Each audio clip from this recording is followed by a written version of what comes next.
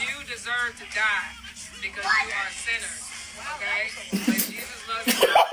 I've said this before and I'm going to keep saying it. When you willfully reject who you are, not when you are forced to assimilate, not when you are forced to let go of who you are, but when you choose to keep rejecting who you are because you are scared, it breeds this narcissistic psychosis that tries to make everybody around you buy into the things that you think, feel, and believe are true because you don't want to live in that shitty, miserable world of self-isolation by yourself. It's so funny because I actually went to see Kev on stage when he was here in Atlanta doing the Back Pew Kids tour as a Back Pew Kid, a PK, and a former Christian. And there was one part of the show which was phenomenal where he was talking about, and I'm paraphrasing, that white Christians and black Christians serve two different gods. So like white Christians, their God is good to them. You know, Pastor Chad comes out in shorts, boat shoes. He's talking about how God gave him a Range Rover on Monday, a smoking hot wife on Tuesday, and $10 million in a trust fund on Wednesday. But black people's God is always about suffering and needing to be delivered. And basically our gods reflect the experiences that we're having. And it's so funny because Dr. Robert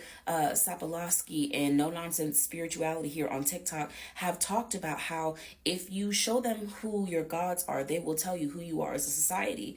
And the reason why religion thrives so much in the desert is because there's nothing else to do but ponder the misery. So when people are like, why do Christians never lead in love? Because their God was egregored out of fear. And there were so many sectors and denominations to Christianity because Christians cannot decide on which God they want to serve. So they have to split up and go into their own little groups and cliques. So now you have these newer Christian gods that are more loving and more accepting to thrive in the progressive societies that they were created for. Just like you have the gods like the one Jackie Hill Perry serves, which is a god of suffering, misery, and fear because he was created to control a specific type of society.